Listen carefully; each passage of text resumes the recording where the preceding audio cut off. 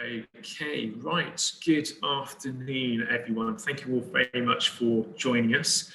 I can see we're just starting to let people into the session now.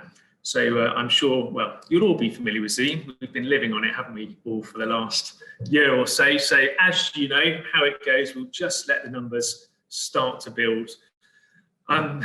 As you might expect, I think, given the topic in terms of what we're speaking about this afternoon and the fantastic lineup of speakers that we've got, we've had a huge interest in this D&I forum this afternoon, and we've had just over 100 people sign up. Now, I know the weather's glorious outside, so they tell me, so maybe some of those people have been tempted to head off to sunbathe in the garden or go to the beach. We may not get those 100 people, or maybe they're just busy working late. We shall see. But I can see already we've got somewhere around 70 people just clicking in. So we will just give it 30 seconds and then I will kick off and make a start.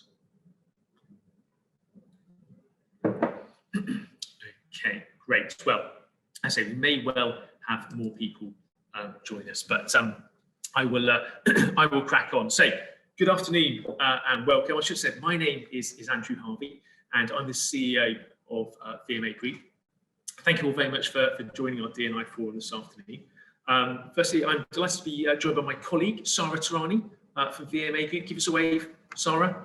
Delighted to be joined by Sarah from VMAGROUP, but we are delighted to be joined by three fantastic guests this afternoon. Three fantastic guest speakers that have some great stuff to share with us over the next hour or so. And I'm really confident, genuinely really confident, that for anyone with an interest in D&I and especially social mobility or learning more about social mobility, anyone that wants to learn more, it's going to be a really interesting conversation with everyone that we've got lined up to speak this afternoon. So in terms of speakers, I'm delighted to welcome Alexandra Sufit.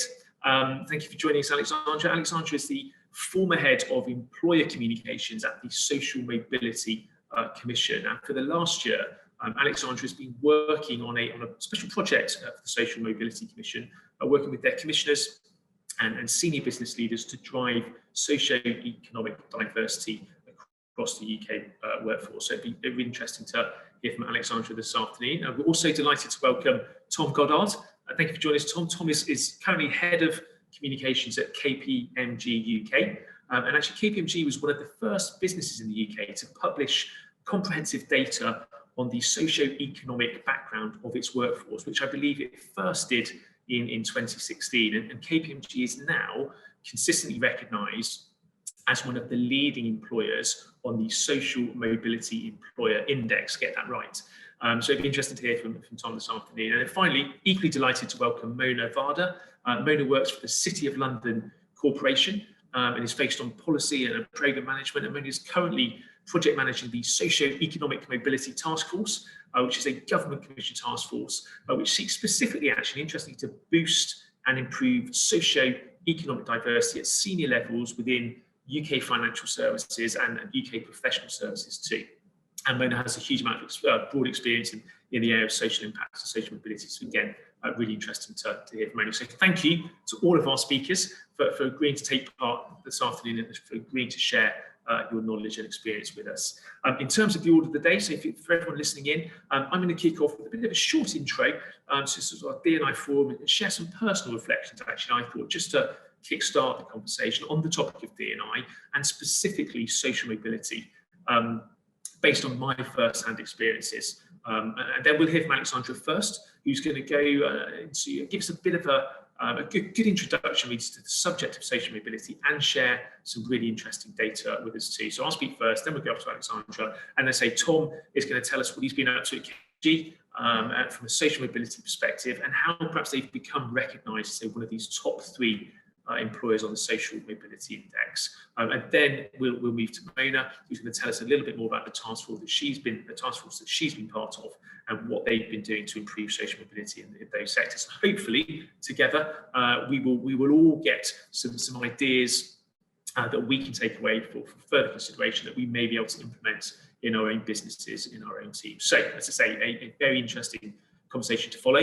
We're probably going to speak for about 10 minutes each. There are some slides as well for everyone to look at, and then we will move to a Q&A session as well, as we often do at the end of the Zoom call. We'll move to a Q&A session, but as I say, please feel free to add questions throughout the presentation. So rather than save them to the end, if you want to add questions to the chat function, you all know where it is, add questions into the chat function, and Sarah, as we go through, she'll collate those questions, and then when we get to the appropriate moment in the presentation, Sarah then will put those questions to our panelists, perhaps me or any one of the panelists, and then we'll do our best to answer those questions as well. So that is the order of the day.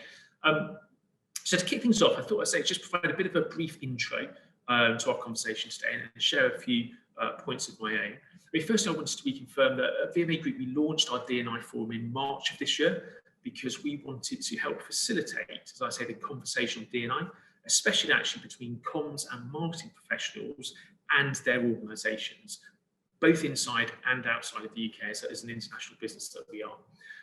And given the work that we do as a recruitment and executive search business, we experience firsthand the challenges of increasing diversity in the workplace, and also specifically increasing diversity in comms and marketing teams, although arguably it is less of a challenge in marketing teams. I'm not sure why, maybe we'll talk about that a little bit later. And at VMA Group, we want to play our part, I guess, in helping comms and marketing professionals increase diversity in their own teams as well as their broader organisations. And I think we believe that by bringing people together on a regular basis and discussing the topic, we hope that we can share ideas and experiences, and everyone involved in listening will be able to go off with ideas, advice and guidance as to how they may be able to increase diversity in their own sphere of influence. I think specifically as well, we wanted to address the point that at VMA Group, we recognise that the comms sector perhaps is not especially diverse. And it's something that we want to help address. Because I think if comms people are advising business leaders on increasing diversity in their own organisations, then actually we should also start looking at increasing diversity in our own teams. And it would be good to consider how we might be able to do this. So, as I mentioned, we launched our D&I forum in March. We intend to run these sessions on a quarterly basis throughout the year. And in each session, we intend to discuss a specific challenges and opportunities that relate to a different aspect of the D&I conversation. Now, I'm going to hold my hands up. I am not a D&I expert, and we at VMA Group, we are not experts on D&I either, but we are, I say, we're trying to do our bit and help in any way we can, and we'll base some of what we talk about, I say, on our own personal experiences. So in our first forum, we discussed the general challenge and opportunities presented in developing D&I in the workplace, and we heard from a number of really great speakers actually that talked about their own personal experiences. A lot of that was focused on people talking about their experiences as people of colour and women in the workplace and the challenges that they've faced. And we heard from all different organisations about the work that they are doing to manage these different diverse groups in their organisations. But in this, our second D&I forum, we wanted to focus specifically on the topic of social mobility and its relationship with increasing diversity in comms and marketing and more broadly in the workplace and in organisations. And this is a topic that is especially interesting to me, based on some of my own personal experiences of working with many different organisations over the last 15 years and being asked to help recruit people into their different teams. Because a couple of points for me, when discussing D&I with organisations and comms directors and marketing directors, social mobility isn't something that is often part of that D&I conversation. And I don't think that social mobility is given enough airtime. And I think it's something that we should be talking about more, because I think it's left out of a lot of the D&I conversations that we have. But also from a personal perspective, I still think there's a lot for us to learn about social mobility. You know, a lot of people are not quite sure what it means. What's the current situation regarding barriers to social mobility? What can we practically do to try and solve that problem? And particularly broad organisations and within comms and marketing too. And I think there's a lot of people that are still struggling with that. So one brief example for me to give you a bit of context to that was one of the challenges when it comes to social mobility in the workplace. So over the last 12 months, I've had lots of conversations with comms and marketing directors and business leaders and business managers about D&I. And in all of those conversations, those directors say to me, Andrew, I'm really serious about D&I. I'm really serious about increasing diversity in my team. And then they go on to say, Andrew, I've got a vacancy in my team. I really need your help. And it's really important to me, Andrew, that when creating a diverse shortlist, you know, I want to see real diversity in that list of candidates that you sent me. And then they say specifically, Andrew, in that diverse shortlist, I want to see people of colour represented, and I want to see an equal split of male and female candidates, because I really want to boost diversity. And that sometimes, and often, to be fair, is where the conversation normally ends, until we pause, and then I follow up with a question or a challenge that says, well, regarding the breadth of diversity in your team, you've talked about gender and ethnicity, but you haven't talked about hiring candidates with physical disabilities. You haven't talked about social mobility. You haven't talked about hiring candidates from a disadvantaged background, or perhaps those that haven't been to a top university or a top school. You haven't talked about hiring a mix of LGBT plus candidates, etc. We're talking about diversity here, but we're just talking about gender and ethnicity. Surely to create a diverse team, you need to be thinking beyond that. And my question is, where does social mobility fit into your vision of a diverse team? And that is a conversation I often have, because it's true to say, genuinely true to say, never in my 15 years of recruiting have I ever been asked by an organisation to improve diversity by recruiting people from a disadvantaged background. Lots of people said to me, Andrew, I want to increase diversity by hiring people of colour or create a mix of gender, but never has anyone said to me, I would increase diversity by hiring people from a disadvantaged background. And I think that is a real shame. So I'm grateful to say that I've never had a client reject a candidate because of their skin colour. I've never had a client reject a candidate because of their gender, but I've had a lot of clients reject candidates because of cultural fit. And what does cultural fit mean? Does it mean that the person that they've met doesn't have the right background for that team? Does it mean they've come from the wrong social class? Does it mean they've come from the wrong side of town? Perhaps they didn't go to the right private school or a good red brick uni, and perhaps they don't speak with the same accent, maybe the same middle class accent. And is this challenge of not the right cultural fit, is that a barrier to diversity and a barrier to social mobility? As I say, I think it's a topic that is not given enough airtime, and one that we should talk about more, and that is why we are talking about it today. So I am delighted to, as I say, hand over to our speakers at this point. And first, we're going to kick off and hear from Alexandra. She's going to get some help with the slides from Mona. So Mona's going to move through the slides for Alexandra. Yes, Alexandra, I'm going to hand over to you to get us started. Thanks, Andrew. Thanks very much indeed. So yeah, I'm Alexandra, or Alex Sufit, and I spent the last year working at the Social Mobility Commission. So I think, Andrew picked up on a really good point, is that a lot of diversity characteristics we talk about now miss out on social mobility, and that's the point of today. It's an area that maybe doesn't receive quite enough attention, and it's an area as well that cuts across or otherwise intersects with other characteristics. This is often when you'll hear people talking about double disadvantage. So I'll just start off basically on the first slide with a very simple definition. What is it, and why is it so important to us? So social mobility is effectively the movement of individuals or families or groups down the social ladder. So from low income to middle class. It's that movement that is very important, because there's also an aspect of this which is downward mobility.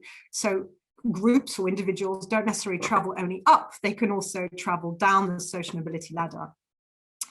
And we can all agree, if we're on this call, that we think in a fair society, where you're born or your background shouldn't determine your future. But unfortunately, the way that the system is currently structured, your circumstances at birth very much do impact your opportunities through life. There's one other point that I'd really like to make before we sort of move on, is that there are 9 protected characteristics under the Equality Act. So when we talk about things like gender or race or sexual orientation, these are protected characteristics. It's illegal for a business, for instance, to discriminate against someone on that basis today. But class, effectively, is not one of those. So this is a really important thing to remember. At the moment, it's not a protected characteristic. Whether that changes in future remains to be seen. So if we could move on to the next slide, I wanted to give you a bit of context as to where the UK sits compared to other countries. And we're actually quite low down the rankings. So on the World Economic Forum's Social Mobility Index, we rank 21st. So that's worse than all the other G7 countries, except for the US and Italy. And there's actually a real monetary gain to be had by boosting socioeconomic diversity. And I've roughly estimated that at about £92 billion, which could be added to the UK economy by 2030. So it's quite a significant amount of money that we stand to gain. If we could move on, that'd be great. So who cares? It's a slightly provocative slide that I put on here, but it's based on, these numbers are based on a social mobility barometer that the Social Mobility Commission published only very recently. And the short answer is a lot of people care, a lot of the public care. So there was this barometer is published every year, and it looks at what people's views, the public view is on issues around social mobility.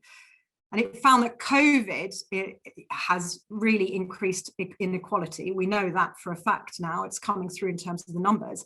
In terms of public perception, it's over 56% of the public think COVID has increased inequality. And there's also a very big chunk that believe it's impacted mental health. And I think this is quite an important point, because these characteristics or prejudices do not sit in silo from each other. So if you are in a work environment where you feel you can't progress, where there's great inequality in society, I think we're all much more aware now quite how much that can impact people's mental health. So there's that as well to factor in as an employer. How well are you taking care of your staff effectively?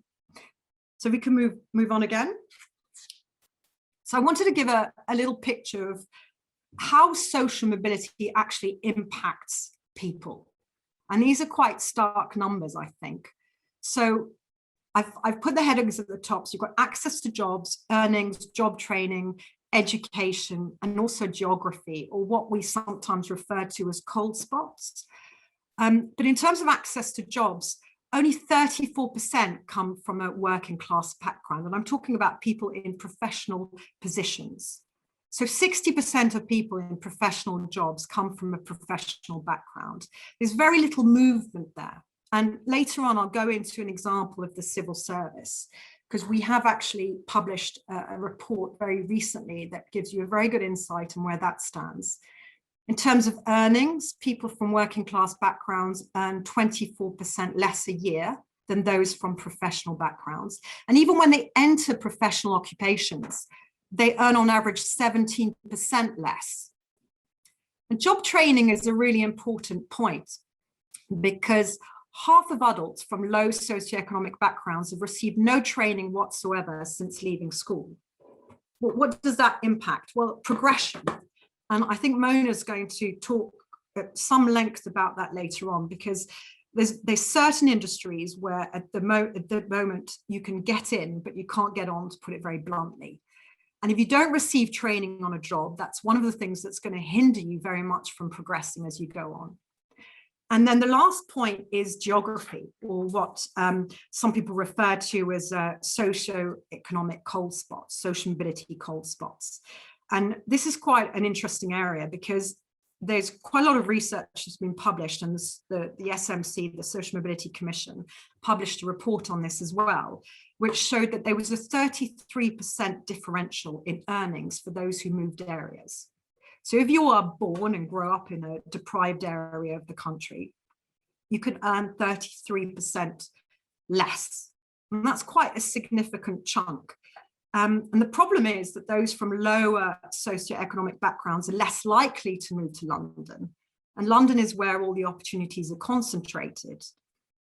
We've also found that you can have huge, vast sways and differences between earnings in two areas that sit side by side. So it's not as simple as saying it's a north-south divide. You can literally have two areas sitting side by side with each other, and there can be a vast difference in earnings.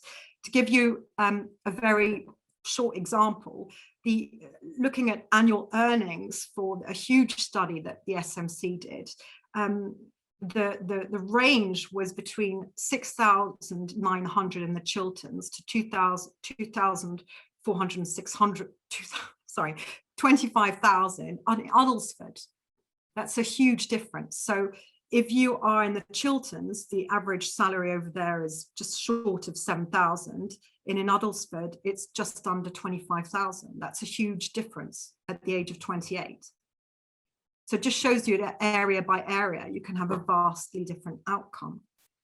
And the real big problem is that people that don't move are suffering from lack of opportunities. They're remaining in areas where there's perhaps lack of economic infrastructure, less well-paid jobs. And also you've got to bear in mind that people may want to actually choose to stay in their area because of caring responsibilities for elderly parents or for children that they don't want to move out of schools. So there's a big issue in terms of geography or social mobility cold spots. So if we could move on to the next slide, Mona. Now, I've taken the civil service as an example because, of course, I've worked within the civil service for the last few years, and they very recently published a large survey. So this looked at 300,000 respondents and took place over a period of several months. There was over 100 interviews that took place. And it gives you a snapshot of where social mobility lies on the spectrum in the civil service. And very interestingly, only 18% of senior civil service servants are from a working class background or a low socio-economic background. That number is a lot higher for the most junior grades, but that makes sense because we're going back to the same point, which is that progression is the sticking point. And interestingly, those figures have barely shifted since '67. And I included a couple of quotes because I thought they really encapsulated the report.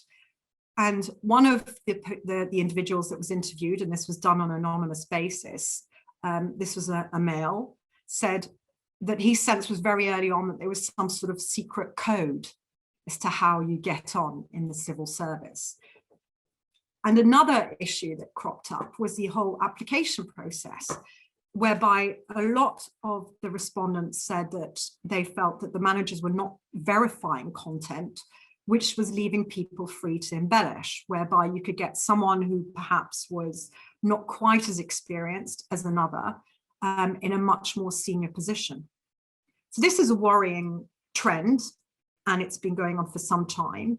You've got to admire the courage of my ex-employer to sort of face this head on, because you can't find a solution to a problem without confronting it. So I think it was quite a courageous move.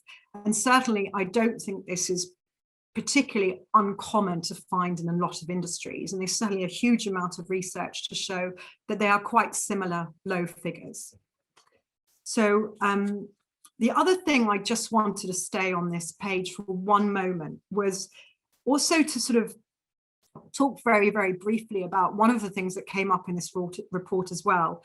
And that was the use of offensive stereotypes. There were quite a lot of civil servants that said that they were routinely battling offensive stereotypes of blackness, and women from lower socioeconomic backgrounds felt they had to conceal their background at work. And if you think about that, if you're going to increase diversity and inclusion, if that's the end goal, that lack of inclusiveness is a real strain on any organization. So in the next slide, I'd love to give you an example of someone who wants a career in the civil service and comes from a low socioeconomic background. So we don't provide these opportunities to progress and to get in. Who are we actually missing out on as employers? So Tegan is a wonderful young woman who's in her final year at Bristol University. She comes from a low socioeconomic background. As I said, she plans on a career in the civil service. And her family struggled so intensely when she was growing up that they had to rely on essentials from their district food bank. So this was really a really hard time for her. And she, despite all the adversity that she had to endure when she was a child and a teenager, went on to receive offers from 5 Russell Group universities. and accepted her offer at Bristol. And what's interesting about her, she forms part of something called the 93% Club. And if you haven't come across it before, I'd sincerely recommend that you do investigate them, because they're a wonderful organization. So this started as a grassroots movement at Bristol and has now spread to 35 plus universities. I can't even keep up with the amount of universities they're present at now. And their aim is very simple. It's to provide support and a safe network for those from low socioeconomic backgrounds. And it's a hugely supportive organization. And if you think about the sort of barriers that someone like her have had to overcome to achieve what she has today, then it's great that these grassroots movements have sprung up all across the country. And I certainly hope that they will long continue. So the next slide will take us on to the benefits of boosting social mobility. How do we get people like Tegan into jobs? How do we get them progressing up the ladder? And how does it benefit us as employers? So innovation is a big one. An innovative mindset is 6 times higher in the most equal cultures. So a lot of times you'll see that employers will be looking for creativity, they'll be looking for innovation, but actually maybe you should be looking a little bit further afield. There's a lot of talent out there that might not fit exactly what you currently are as an organization. So it's a wonderful opportunity to bring people in who might have a different mindset and might be able to really contribute something special to your organization. And then in terms of profits, if we want to look at the bottom line, then companies in the top quartile for ethnic and cultural diversity on executive teams are 33% more likely to have industry-leading profitability. So if the bottom line is what you care about, then there is also an argument for boosting it there. And also candidates want to work for you. It's now shown that 2 out of 3 candidates actively seek out companies that have a diverse workforce. So they want to work for businesses that embrace D&I. And then lastly, it's staff retention. If you create a diverse and inclusive culture, people want to continue working for you, which means lower staff turnover. It's maybe not great news for VMA, but it's wonderful news for the employees that are within that company. So there's a lot of different areas, and this is just a little snapshot of where it can actually benefit you as a business. So if we move on again, this slide is really quite an important one, and it's all about what you can do as an employer. And I'll start with outreach. Now, outreach, as many of you I'm sure are familiar with, is about attracting candidates, and specifically in this context, candidates who may not traditionally apply for roles within your organization, yet could make a significant contribution in the future.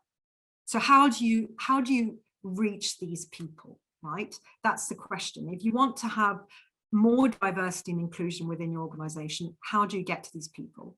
Well, here are some examples of the practical steps you can literally take tomorrow. You can partner with schools and FE colleges. You can use empowering language and job adverts to encourage people to apply to your business, to show that you are really making inroads and trying to be more inclusive. You can focus on potential rather than existing qualifications. And this is really critical to social mobility, because if we truly want to increase social mobility, it is an idea for employers to stop looking simply at traditional qualifications and ask themselves, does that person really need a university degree in order to do the job well? It's a simple question, but actually there's a very few that are prepared to ask it to themselves. And then in terms of cold spots, look whether it's possible to relocate, or maybe remain open now that the pandemic thankfully seems to be coming to an end in terms of its impact on staff, whether we can put remote working in place as an option for people, because that's really going to open up a huge amount of opportunities.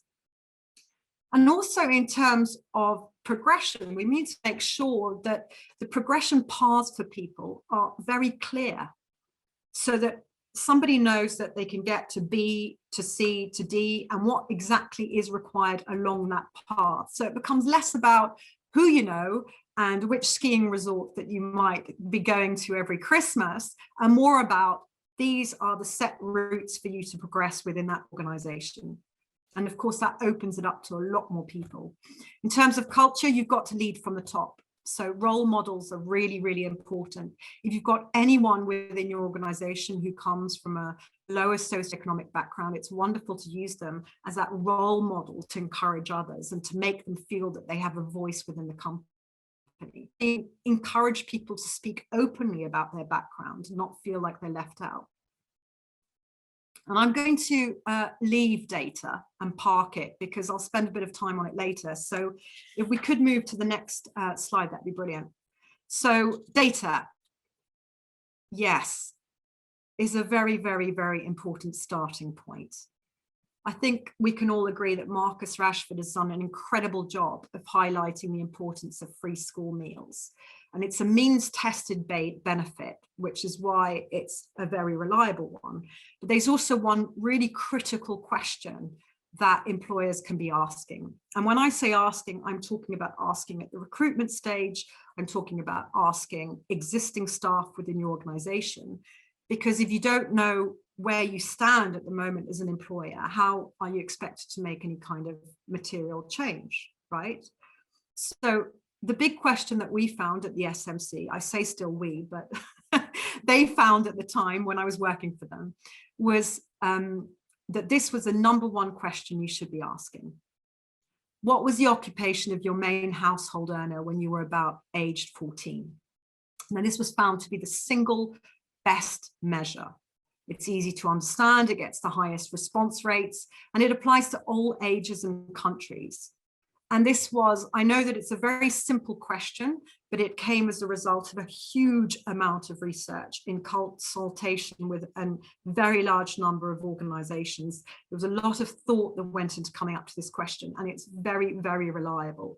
So my advice to employers would be, of course, ask the free school meals question. But if there's one that really is critical, it's that one on parental occupation. And if we come to my last slide for today, just underneath.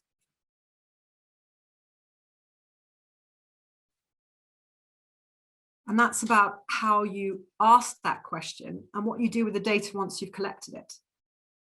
So this is where communications has a really vital role to play. And I'm not going to spend too much time on this because I know that Tom is going to talk to us very much from a comms perspective about what we can do.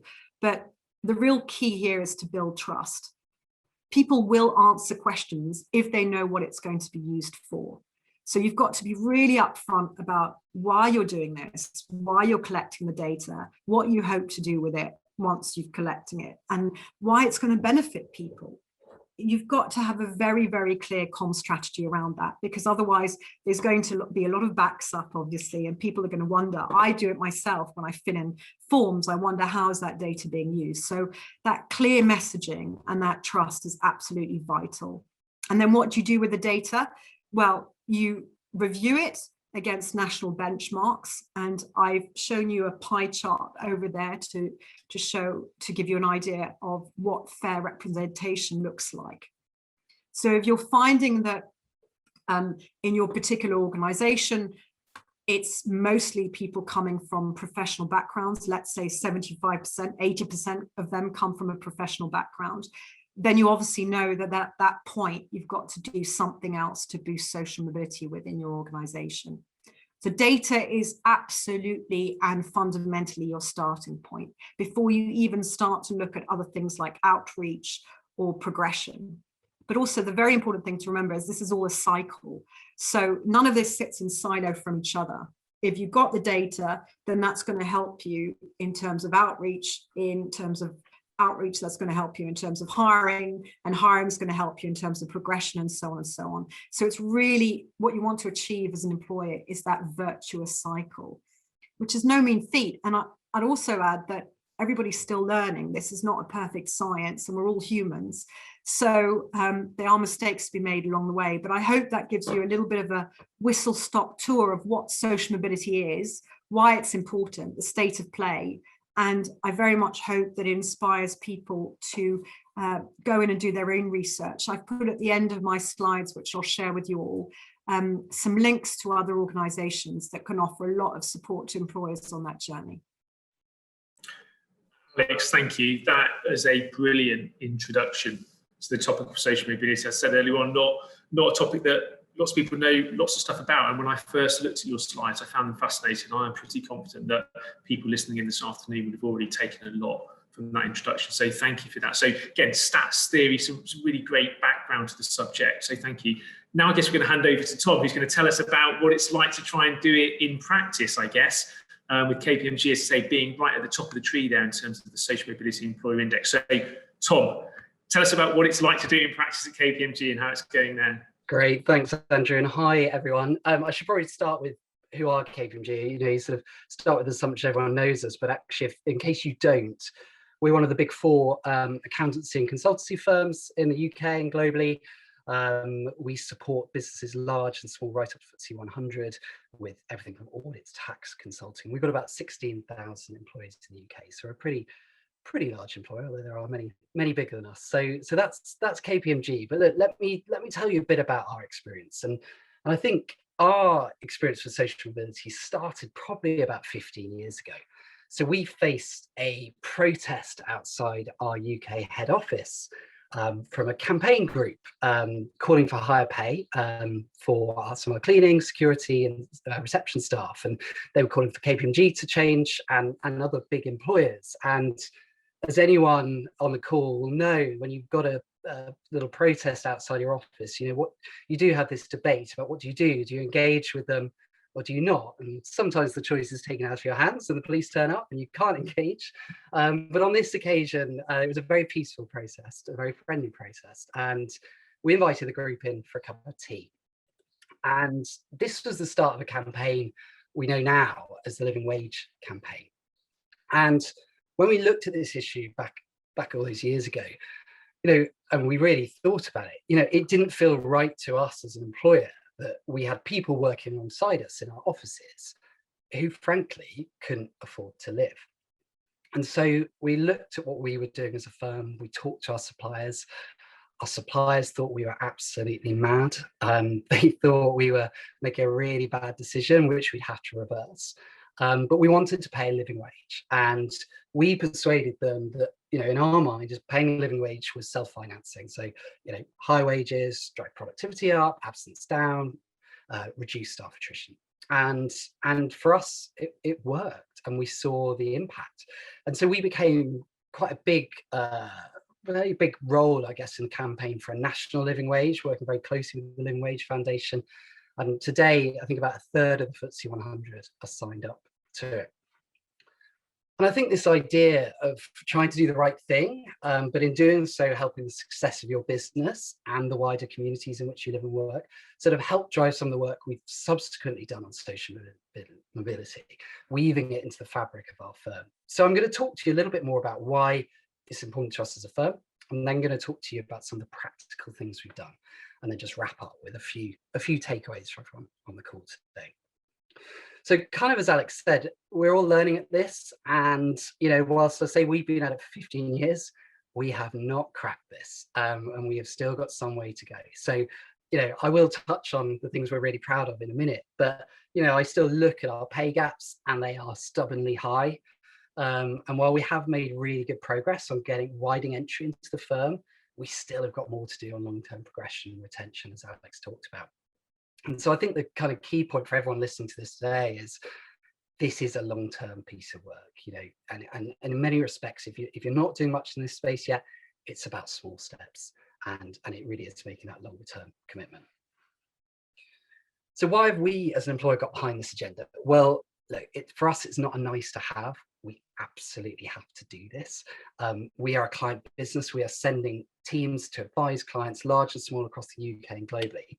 And we can only do that and bring the best ideas and the best advice if actually our teams have got different personality types in them, different working styles, different ways of thinking. So for us as a business to flourish, we need access to the best talent. and we need our employees to be a true reflection of the society in which we live and work. And it's what our clients expect, and it's also the right thing to do. So I guess our starting point as an employer of 16,000 people is that we want to be a magnet for the most talented people, regardless of their gender, ethnicity, age, disability, sexual orientation, religion, or socio-economic background.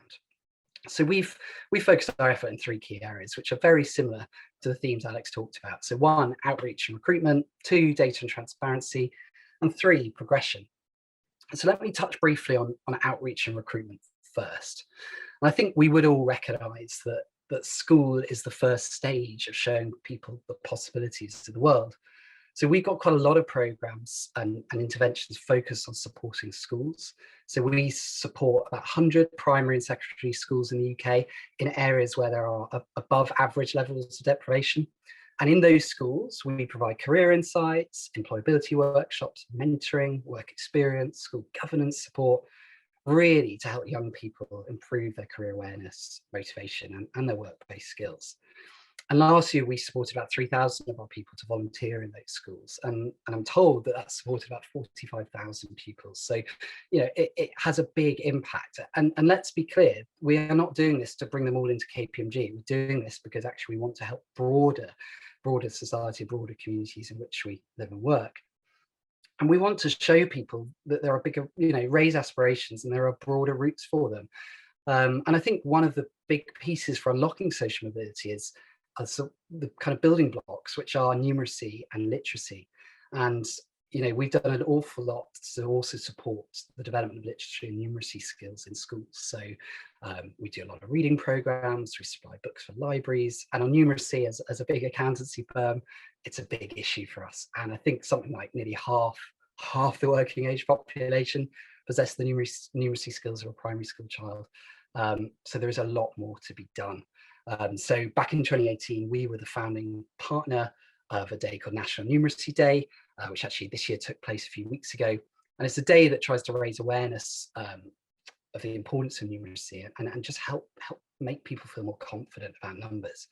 And I think now there's something like 1,800, 2,000 organisations involved in this day. So there is a real collective, bringing together different organisations to help tackle this issue. So that's a little bit on outreach. On recruitment, ultimately, as I said, we want KPMG to be a place where people from any background can feel they fit in, feel that it's a place they can work and thrive. So we've got lots of activities, as you can imagine, to support that. We have a program called Discovery, which is focused on students from lower socioeconomic backgrounds, just to help them find out more about working life at KPMG. They come in, get work experience with us, and many of them go on to join our apprenticeship scheme off the back of that. And on work experience, I'm sure people could relate to the fact that historically a lot of work experience is about who you know, particularly if you are coming from a high socioeconomic background. So we've got a program in place with the Social Mobility Foundation, which helps provide placements for students without these connections. And that's proven to be really successful for us. We've also looked at where we're targeting schools, where we're targeting potential recruits and worked on algorithms that help us target schools in the right places in the UK. And building on this point about recruitment that Alex touched on, we've also looked at the process of what it's like for recruits to come to the organisation. And we found that actually the process of coming in wasn't really helping people. It was a very formal process. There were lots of stages. It went on for some time. So actually we completely streamlined that. Our approach to graduate and apprentice recruitment is all now done in one day. The day is far less about the polish of those people that come in, much more about the potential of them. And it really has proven to have quite an impact on the diversity of our intake. So that's a bit on recruitment. Let me touch a bit on data and transparencies. As Alex said, it is really important. It gives you that baseline. It allows you to check back against it. But I think importantly, it also helps you realize where perhaps you're not getting things right and where you can make more interventions to improve things. So in 2014, I think it was, we started collecting that information on parental occupation, eligibility for school meals for new staff. And then the end of 2016, we actually published that data, and we were the first UK businesses to publish really comprehensive data on that. And we've really pushed other organisations to do that since. We also quite early on published our pay gaps well before the legislation. And last year, we voluntarily published our ethnicity and LGBT and disability pay gaps for the first time. And look, I'll be really honest, that hasn't been easy. Back to the point about the civil service, it's pretty uncomfortable reading when you see this data. But as I say, it helps you realize where you need to go and where you can take interventions. So we've had to do a lot. We've had to do a lot to encourage our people to share that information. As Alex said, it's about making people feel safe to do that. We launched a campaign that we called Count Me In at KPMG, where we shared really powerful stories of people across the organization, and used a little bit of nudge theory to encourage others to share their story and share their data. And one of the stories we told was a guy called Dermot Thomas. And about 18 months or so ago, he was living on the streets of Manchester. And today he works for KPMG. And he talked to our people about his life. He talked about spending his life running away from home, from family, from difficult situations. But now, thanks to support from charity and KPMG, he's building a really promising career at the firm. And I think telling stories like that has inspired others to tell their stories. And that has then led to quite a significant uptick in people actually sharing that diversity information. And it's having this data that has then, as I said, helped us target what we've done next, and particularly on the area of progression, which is the third area I wanted to talk about. So as I said, we've done a fair bit to widen entry into the firm. We've got a better understanding of the workforce, but we know that still one of the biggest issues is about retention and progression of staff. And why is it important? Well, research then conducted by the Bridge Group last year showed that in financial services, employees from lower socioeconomic backgrounds took 25% longer to progress in their organisations. And we worked with the Bridge Group to actually take a closer look at progression in our firm. And yet again, that was really uncomfortable reading, because they really lifted the lid on actually what it was like to be an employee in the organisation, and experiences and what was holding people back from progression. And coming off the back of that, we did a number of things. So one of the big things we found was a lot of people were bypassing processes in KPMG and making exceptions. I'm sure people can relate to this. I just need an exception for this person because they're really good, and actually it's those exceptions that were causing us quite a big problem. So we've worked really hard to root this out. We also deploy a lot of our people to different client work, and what we were finding from that was that people do a really good job on one piece of work, so the partner and the team around them would say, come and work on this job as well, and keep coming on every job that we get. Again, that was really not hindering our ability to build really diverse teams, and it just wasn't helping us. So we've looked really hard at how we allocate work. We've looked at our development programs. We focus them much more now on employees from underrepresented groups. So, much more targeted interventions there. And then I guess where this really comes to reality is actually at this sort of promotion time, talent management, performance reviews. And we've put a lot of processes in place to make sure that actually diverse colleagues are being rewarded and promoted in an equal way. And we are really looking at potential, because we think that's a massive piece of this. And then I guess finally, from a comms perspective, with all of this, we've done a lot of work to talk to our people about the importance of this agenda and really having a single narrative around this. So very briefly, before I wrap up, I just want to build on this point about role models. I think we've talked about how important it is. I've talked to you about Dermot, but let me just tell you a little bit about David, John and Jen, who are 3 employees in the firm. And David is a young apprentice. He joined us about 18 months ago. He talks very powerfully about how he grew up in poverty, and he had a really, really tragic upbringing. And he did a work experience placement with us, then ultimately joined us. And we launched a comms campaign, which was called This Is Me, where we encouraged our people to share their stories. And David was one of the first people that told his story. And I'm not joking, people were literally in tears as they heard this story. And he talked about how proud he was to be the first person in his family to have had a salary. And it was really, really inspired people. And he's gone on, he's already the chair of our social mobility network. He is someone, every time I talk to him, I think you are one to watch. So David is a lovely example of someone coming into the organisation in recent years. Let me tell you about John. John, again, had a really difficult upbringing. And it was through support from the Prince's Trust that got him into sport. and actually getting him into sport and having that support from the Prince's Trust led him into a career at KPMG.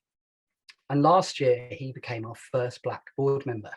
And he put himself forward for election by our partners in the aftermath of the George Floyd murder because he wanted to drive change. So he's used that position now on our board to really drive change in our organisation. Again, a great role model. Finally, Jen. So Jen grew up in Kensington. Not Kensington in London, Kensington in Merseyside, which some people will be aware is one of the most deprived parts of the UK. And Jen joined KPMG quite early on in her career, and she's now become one of the youngest partners in our firm. She's also the head of our Liverpool office. So why am I telling you about these stories? Well, they're nice little stories, but last year, late last year, we were honoured to host a visit to KPMG from Her Majesty the Queen to mark 150 years of KPMG in the UK. And it was Jen, David and John who we chose to meet her and tell their stories of social mobility. And for me, I think it showed how far we've come as a firm.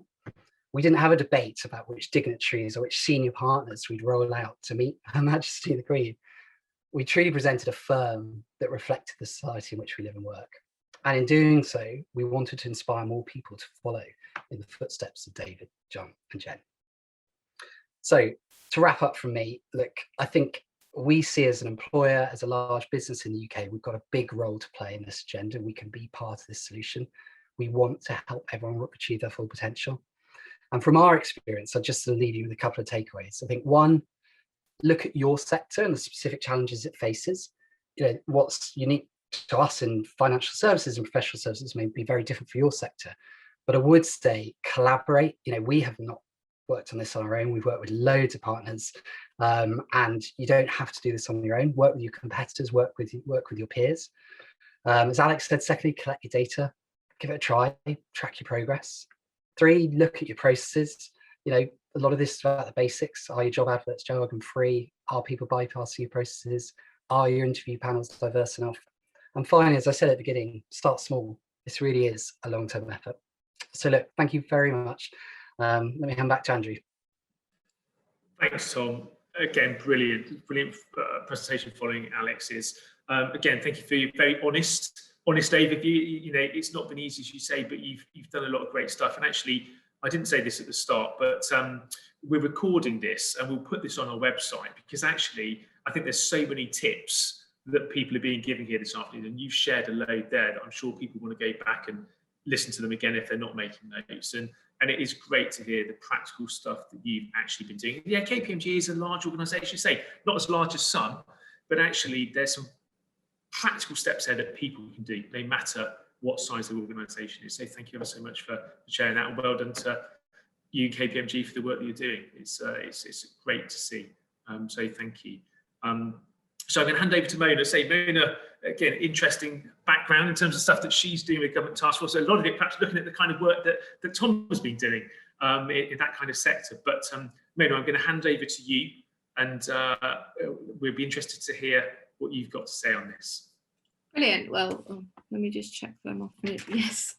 Brilliant. Well, thank you both, Alex and Tom. It was really, really interesting. And for those of you who don't know, I'm from the City of London Corporation. So the City of London Corporation's incredibly complicated in terms of its governance, but in essence, we take social mobility quite,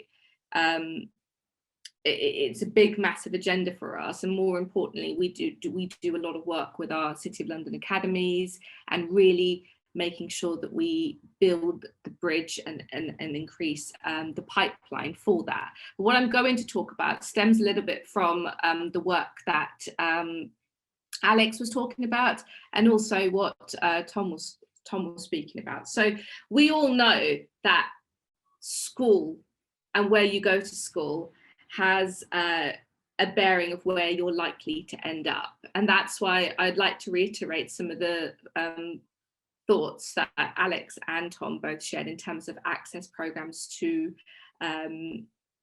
schools, etc. So state school students are 42% more likely than private school students to have not completed work experience in a professional setting. So if you're from a low socioeconomic background, you don't have the professional level work experience that's required to enter the workplace, particularly within the city. You also don't have access to the networks. So private school students are 4.5 times more likely to secure work experience through family ties and connections than those that are not from that background. And then more importantly, it's the lack of career knowledge as well. So when you are a really young person from a low socioeconomic background, and you're probably the first of your family to enter some level of education, it can be really difficult to understand what is out there, what sectors are out there, what subsectors are out there. So students from private schools are 6 times more likely than state school students to have had opportunities and connect with parents in professional careers.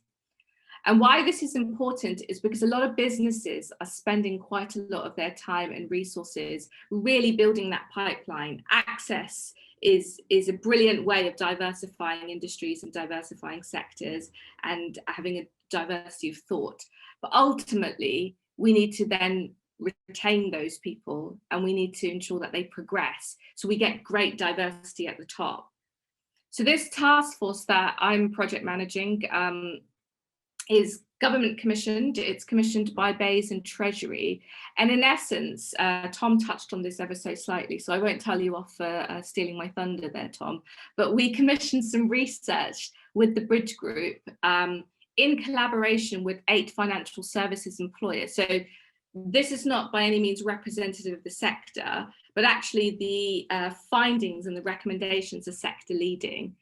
And in essence, what this research showed is across 8 financial services organisations, 9 in 10 roles of senior level employees are from professional backgrounds. Now, if you compare that to the UK working population, which is 37%, it's significantly stark. And more importantly, what this research showed is those from a low socioeconomic background progress 25% slower than those from their higher counterparts. But what was interesting is that it's not linked to performance. So they're performing at the same rate, but they're not progressing at the same speed. And why I love this idea of social mobility, I'm from a low socioeconomic background myself, and I'm incredibly passionate about this. But what's interesting is that the intersections at play. So if you can cover social mobility and tackle that, you're actually tackling quite a lot of other protected characteristics within the Equality Act. So if you then identify as Black and you're from a low socioeconomic background, within these, within the research we found, you actually progress 32% slower. And it's really vital that we look at tackling this progression gap, because it has negative connotations to productivity. And given the inequalities exposed by COVID and the aftermath of Black Lives Matter, it's never been more important to look at tackling the progression gap. So our task force looks at equity progression, and Alex touched upon this ever so slightly, so I won't repeat a lot of this, but in essence, diversifying your industry and really ensuring greater socioeconomic diversity will ensure that you boost productivity.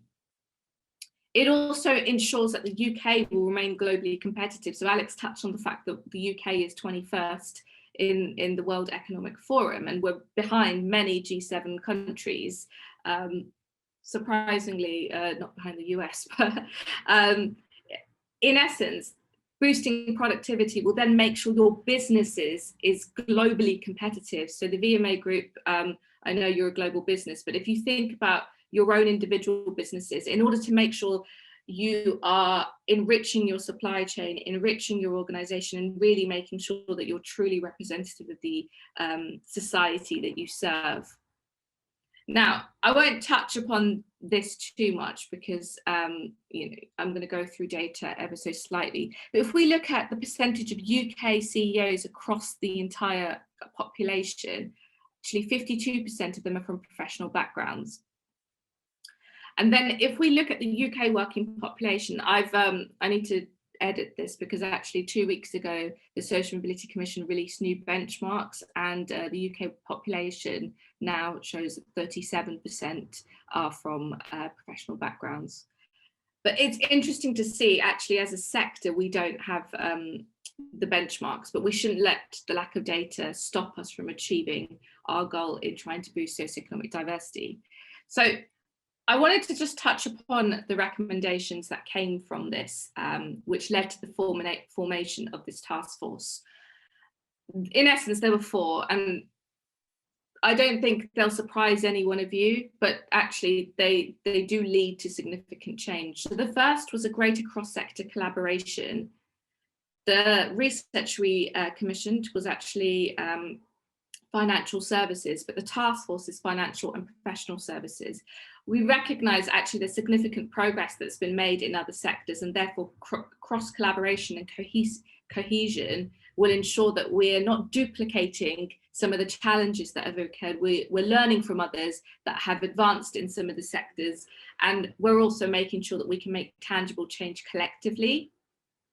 The second recommendation, and Tom and Alex both talked about this, but is data. Data is really key in not only helping you understand what your own workforce is looking like, but it can help provide a benchmark which will then help form your strategic priorities around inclusion and boosting socioeconomic diversity. The third one was greater accountability at senior leaders. So Alex touched upon this, that actually we need to empower those senior leaders to lead from the top and use their voice for influencing greater good, but also in making sure they're equipped to really handle these conversations with people from those socioeconomic backgrounds in order to make tangible change. And then finally, the final recommendation was around the cultural side. So really making sure that we change processes and not people. And this chimes with the fact that those from low socioeconomic backgrounds had to, not only did they progress 25% slower, but actually the qualitative data showed that they spent a lot of their time conforming to these dominant cultures. And that means exhausted effort, which means lack of productivity. So this task force has a number of governance levels, and it's UK-wide. It's there to boost socioeconomic diversity within UK financial and professional services. And it's led by our chair of resourcing, Catherine McGuinness, and she's at the helm of this. She has 3 co-chairs underneath her. So you'll see Sandra Wallace and Alderman Keaveney and Andy Haldane, the chief economist of the Bank of England. And ultimately, the 3 of them will deliver on 3 outputs. One of them is to really make sure that we look at delivering an industry consultation. So this is looking at the role that government, regulators, and sector bodies have in incentivizing employer action. So what I mean by this is, if socioeconomic background was a protected characteristic of the Equality Act, will that move the dial on this? Or if the regulator mandated data, like in some sectors, for example, in law, the SRA, the regulator, mandate organisations to submit socioeconomic background data, will that move the dial and incentivise employer action? We've got Alderman Keaveney, who will then look at forming a membership body or a peer network for financial services employers, but focused on progression. So no such space exists. And actually, a lot of the membership bodies and peer networks out there focus on the building the pipeline, the recruitment and the access side, but this is really focusing on the progression. And then Andy Haldane will be co-chairing the productivity analysis. So this is a big data drive, and is, in essence, it's building the business case for socioeconomic diversity at senior levels within UK FPS. So organisations, many of them are quite transparent within financial services in particular around gender targets, and in some cases ethnicity targets, but the same isn't the case for socioeconomic background. So that's what that will do. And the business case will work with the industry consultation. So there's no point having a business case if actually employers aren't going to move the dial on this, and vice versa. So we did this massive call for interest, and we wanted senior leaders all across UK financial and professional services and beyond, actually, to use their voice to champion this agenda, to talk about their lived experiences. And for 30 spaces, we actually had over 90 applications. And I don't know about you, but actually getting CEOs to write in an application and talk about how passionate they are about this and they really want to make a change was quite heartening. And it really made us look at, we've got this great diversity of thought, great diversity of subsectors, and more importantly, organizational diversity as well. So we're not just looking at big companies. SMEs make up 99% of the UK workforce. And we really wanted to make sure that even if you're a small one-man band, you can still make significant change. So in principle, when it comes to looking at your communications strategy and really making sure that you're talking about this from a strategic comms point of view, you need to look at the engagement side. We've asked organisations to inform and be game changers and shape the outputs of the task force, so they will be able to not only talk about some of the figures and kind of raising awareness of socioeconomic background and the way we measure it, but also shaping the industry consultation, possibly even contributing to the productivity analysis. They'll be making sure that they have a voice around that. We want a greater influence, so we want to raise awareness and champion socioeconomic diversity at the top. And why this is really important is I think lived experiences is really quite important. And Tom talked about some of the stories.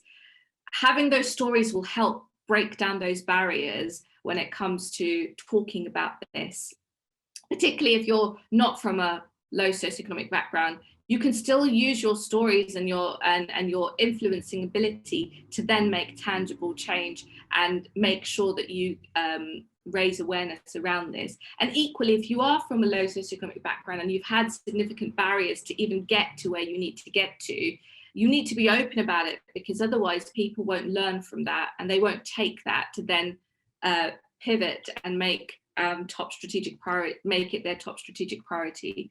And then finally, improving. So we want to create a baseline to develop an action plan for success. Part of what we're trying to do is social mobility can be quite a cluttered landscape.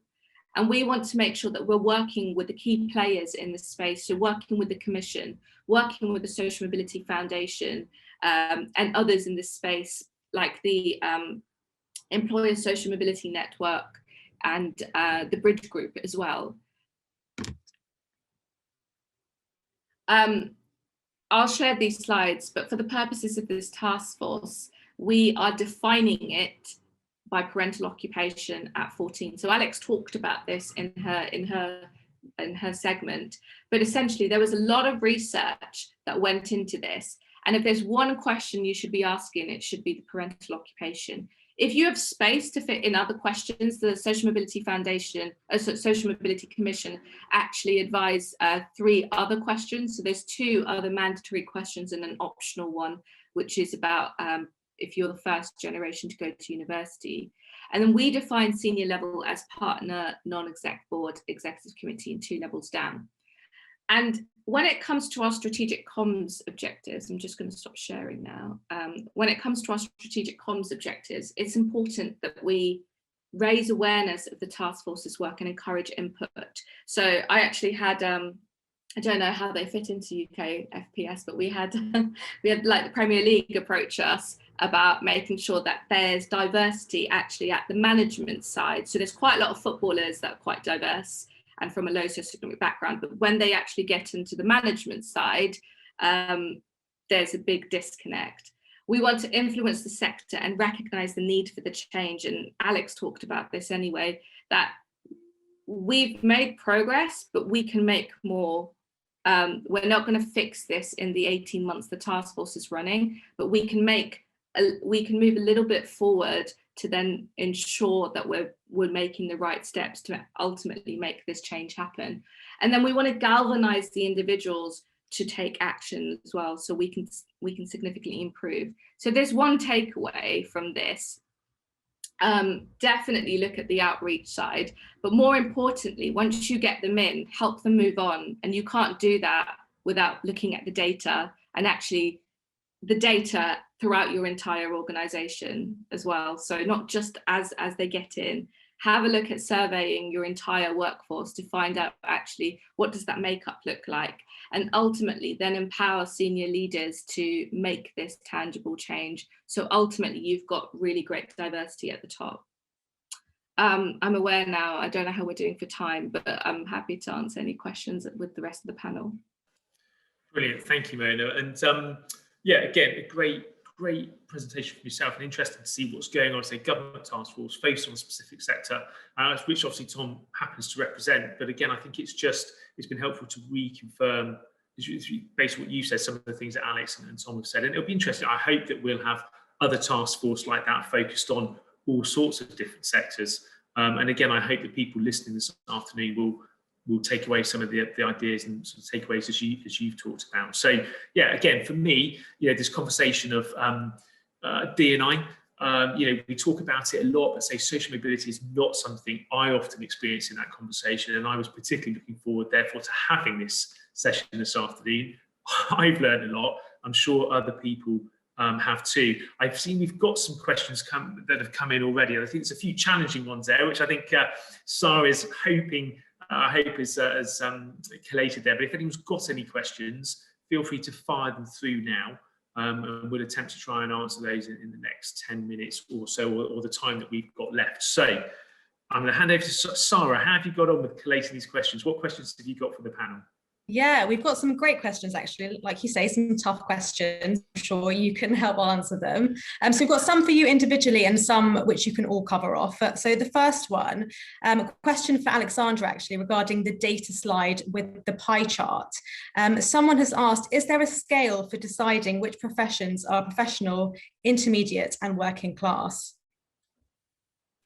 Yes, they're actually defined. So you might find it very useful if you go to socialmobilityworks.org, and I'll share all of this once the presentation is complete.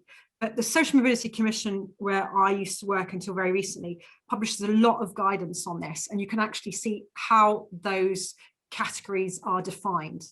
And this actually, if I may, just pulls in very nicely with a question from Paul as well, which is about standardization, because that's the whole point of it, is to find a standard benchmark, if you will, whereby companies can ask themselves a simple question: where do I stand on this? And how do I measure it? So data, your standard measure that you go to are those national benchmarks. And if you want to drill down on that further, I'd seriously recommend having a look at socialmobilityworks.org, because it's a huge amount there you can find. And I think it will become quite simple once you've had to go through all of it. Perfect, thank you. Another question we had, this can be for any of you, is the problem that employers just do not understand the breadth of diversity? So a big question there. Well, maybe if I just reconfirm what I said, I mean, I think that is one of the challenges. I think the D&I conversation is so broad. But actually, I think, I don't know why it is, but it just seems at the moment to focus on one or two aspects of the D&I conversation. I say in the 15 years I've been doing this job, never have I had a firm approach me and say, I want to broaden diversity based on social mobility. So yeah, I think that people are very focused on certain aspects of that D&I conversation at the moment. And I hope these kind of conversations will help broaden that out. And I think part of it is, and there are other people on this call better positioned to answer it than me, but I think that the idea I get is it's the protected kind of side of things, some protected characteristics, some are, some aren't, and I think that's part of the challenge with the social mobility angle. But again, others might comment more broadly on that. Can I just come in on this one, because I think it's interesting, and I sort of mentioned it when I was talking, but I think when we look at social mobility, and I can appreciate, I used to work for an organisation that had like 14 different indicators.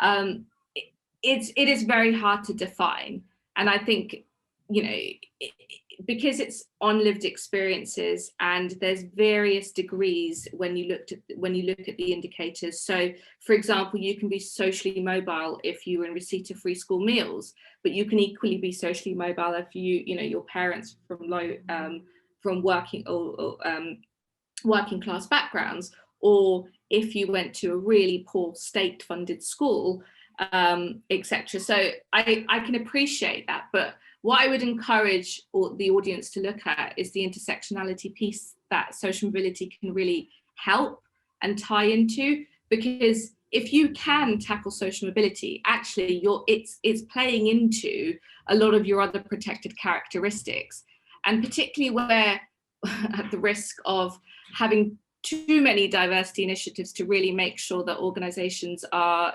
covering. By tackling social mobility, you're actually ticking a lot of those boxes, not to be too crass, but ultimately lived experiences and the way the UK is progressing, it can have fundamental benefits for productivity and tackling the levelling up agendas. And also, I think coupling that with the qualitative stories and the lived experiences and having that open and honest conversation would be really key. So I think I would really look at tapping into that intersectionality piece, because that's key to actually achieving great diversity and more importantly the inclusion side. The only one thing I would add, just really super quickly, if you're going to say as an employer that you want to sort of tackle diversity and inclusion, the point is you can't miss one aspect of that out. It has to be, you have to tackle all diversity and inclusion. It's not a pick and mix. So if you want to be a diverse and inclusive employer, that means embracing people who have every sexual orientation on that exists on this planet. It means tackling. It means embracing everybody, just whatever their skin tone, whatever their gender. It means everyone. So I think there's a little bit of frustration amongst some employers and sort of people in general that employers are sort of doing that pick and mix. And I think if you're really going to embrace D&I, you've got to embrace all of it, and social mobility has to be part of that. Absolutely, thank you. Another question, not aimed at anyone specifically, this is a bit longer, so just bear with me. Someone has said, being someone who's really passionate about I&D and social mobility more specifically, with a lower social background, but who does have a master degree that took me 5 years to get, I feel there's a contradiction between the value of a degree and the accessibility we're trying to create for people without a degree. Playing devil's advocate, aren't we kidding ourselves that it should be equally easy for a non-educated person to get the same job as an educated person? How do we reconcile these ideas? I struggle with this myself, so I hope you have some ideas. I mean, just to come in on that, 50% of the UK actually take a higher education degree. So the rest of the population, particularly young people, are doing alternative educational pathways like apprenticeships, which can help boost social mobility, etc. So I appreciate that sometimes it is very difficult, and I think more needs to be done with degrees to really make sure they're equipped for the world of tomorrow, and they're really built with employers in mind, and they really help extrapolate the skills that are needed for the workforce. But I just wanted to come in on that one, just because I think it's not always the traditional pathway that most people take, particularly now.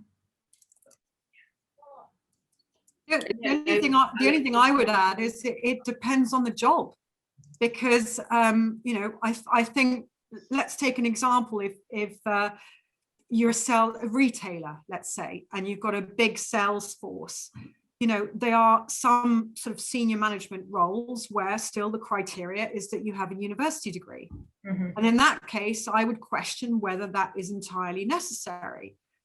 Perhaps you want other skills, or there are other skills you should focus on, like resilience or really good people skills for a salesperson. Maybe that person hasn't been able to afford an education, traditional education, and go to university because they had caring responsibilities. I mean, there could be a whole myriad of reasons. So the one thing I'd say, it depends on the job. I mean, that's what it boils down to, because you can't compare a surgeon to a salesperson, with all due respect to salespeople.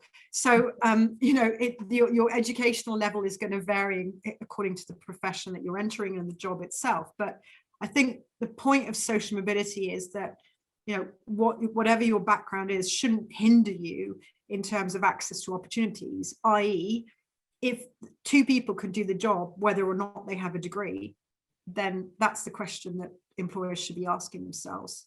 And that frees up a lot of space for people with talent to come in and progress up the ranks or get jobs in the first place. I think also it depends on the sector, because absolutely I agree with you, Alex. And, you know, quite a lot of sectors now are taking away some of those barriers to enter the workplace. So a lot of Times Top 100 grad schemes, for example, are removing A-levels as a barrier, and some of them are even looking at contextualized recruitment. So working with organizations to really look at areas of disadvantage. And if you've got two people who can pass, one can pass a psychometric test and the other one can't, then actually contextualized recruitment can help level the playing field, because it's taken into account different circumstances and lived experiences. So I think, again, different sectors are advancing in this and removing those barriers. So those who have an educational background and have a traditional academic pathway versus somebody that might not have had a degree but actually has some enriched experience and can add value to that firm, can, you know, both can progress at the same time. So yeah, I just wanted to sort of add that. I think as you look at education more broadly, I think we are seeing quite a shift around apprenticeships versus degrees. You know, I think apprenticeships, and you know, you have a long debate about the apprenticeship levy, but you know, there are more and more organizations doing very, very successful apprenticeship schemes, and actually it is becoming increasingly attractive, I think, for people to not go and get into debt over many years, and get on an apprenticeship scheme and see where that can take them. So I think you're seeing quite a shift in terms of perceptions of what these schemes are there to do, and I think that's only going to shift more, I think, in the coming years. Absolutely. Thank you very much. Next question. I understand that corporations might be trying to be diverse in general, but clearly not much in their comms teams, and they have sent some data to back this up. What do you think has gone wrong? Well, should I come in first? Because I think this is something, Andrew, you talked about as well. I mean, I will you know, put my hands up and say our comms team isn't as diverse as we want it to be. You know, we've still got some way to go, and I think, you know, it is having honest conversations about it. It is talking about all the aspects we've talked about here today. I did look at the question too, and I thought, you know, actually, I think the point we've been talking about tonight as well is that diversity comes in many different forms. So just from, you know, as we all know, it's not just about colour. Actually, in my comms team, I do have people with disabilities. I do have LGBT employees, you know, different ages. But, you know, I think, you know, we've got more to do. And I think, Andrew, as you said, I think it's not unique to us. It's an issue across the industry. And I think we've all got a role to play to help improve it. Definitely. And, you know, with great respect, and, you know, not just saying this because you've volunteered to speak tonight, but you're doing more than most. And I think, you know, it is still a big challenge for all sorts of organisations. But the fact that people are talking about it more, the fact that we're having a conversation tonight about D&I and we're focused on social mobility and we're not really touching on the other subjects of D&I think is great. And that's what we need to do more of. And I think the more we talk about it, and more that you talk about it in companies like KPMG, and more that other comms leaders, comms directors talk about it, yeah, over time, as you say, it will gradually change over time. But I think it's for everyone involved in comms and marketing to broaden this conversation. I think the next time, my challenge would be to everyone, the next time you have a conversation about D&I with someone in your comms team, make sure you talk about social mobility and the other aspects of D&I, and don't just focus on race and gender. And I think that's how we'll start to make a move. Perfect. And final question for the evening. So if there are two candidates, A and B, A is privately educated, very polished, and will require very little investment to start adding value. B comes from a lower socio-economic background and could do the job, but will require that investment to get up to speed. Who covers the cost of that investment? And what is the incentive for the employer to take on candidate B? And what measures should be for bad actor employers of free riding and not doing their bit? Good to know that we can end on a question. I actually know the guy that wrote that question because he's on our task force. But I think what we're trying to do, and I'll cover part of the answer to this question, is that we're really trying to understand that from a business perspective, in order to make sure that businesses remain competitive and viable, that actually they look at diversifying at all levels as well, not just at the pipeline. And therefore, this is likely, and Alex touched upon this as well, actually by fixing social mobility and advancing this, you're going to save billions for the economy. It's going to contribute billions to the economy because you've just got better diversity of thought. You've got better individuals to stress test initiatives against, and you've got different ways of thinking. So that's the incentive, not just because of what their background is, but actually what they can potentially bring to the firm, not just for the here and now, but that investment is likely to triple or quadruple given that you invest in that individual and progress them in the right way. So I think linking it into productivity, linking into the fact that actually businesses need to be truly representative of the societies that they serve, and also looking at the supply chain is going to be key to trying to get leaders on this. And I think the employer absolutely should be investing in that, because if you nurture this talent and you build it into your culture, then you're less likely to lose that talent to other sectors and to other countries. And ultimately, if you want to remain competitive, this is the right way to go. But I don't know if my colleagues have anything else they want to. Well, I've just built on it to say, look, we are an example of a firm that has invested in this and it has paid off. You know, it pays back, and you know, I think it's it can make a real difference. I think the other angle is that increasingly, you know, we talked about recruits expecting this, but I think we're seeing a rise of just a much more activist employee base in organizations right now. And I think if you don't do this, your employees are going to call for you to do it.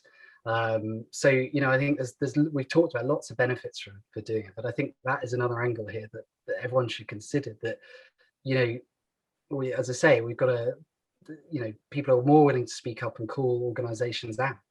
And I think if you don't move with the times and show progress in this area, you will be exposed. It's and I'll pick up on Tom's point as well, which says, you know, I touched on some of it in the presentation, which is to do with innovation and profitability and the fact that you attract more candidates. But ultimately, you know, as Tom says, there's reputation. And I think that's going to become more and more significant. I mean, social media has made it that if we all bandy together, we do have a huge amount of power. So if you as an organization are really going to fall behind the times, then that effectively is going to damage your reputation further down the line.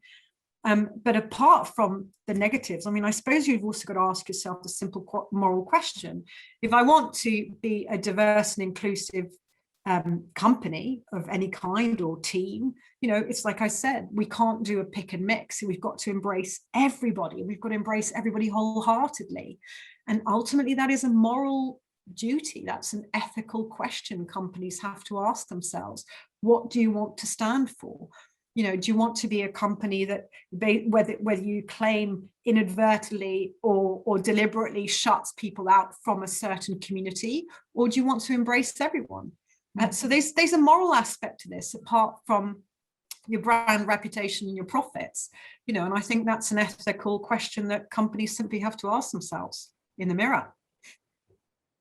I think also there's so many awards and, you know, indexes, etc. So that, you know, you touched upon this, Andrew, but the Social Mobility Employer Index, which ranks the top 75 companies in accordance to, you know, their social mobility criteria around access, progression, data, etc., advocacy.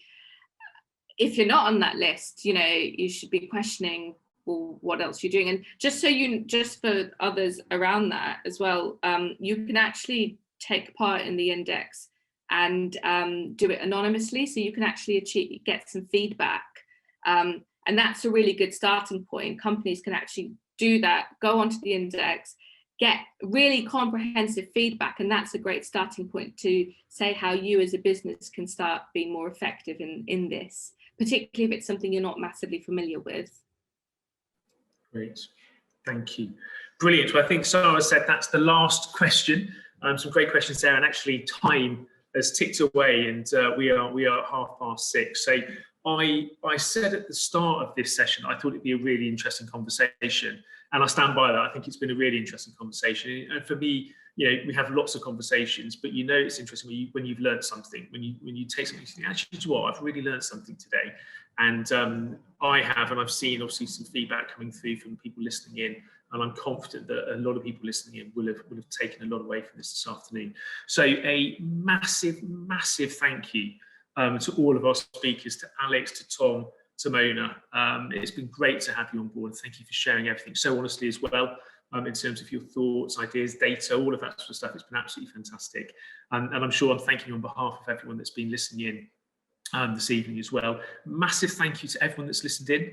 Again, if we're going to broaden this conversation, if we're going to talk more about social mobility, if we're going to get that higher up the agenda when it comes to D&I, then it will help if we all talk about it more. So the fact that we've had a lot of people that have joined us this afternoon, I'm sure we'll talk about it going forward, is a really great thing.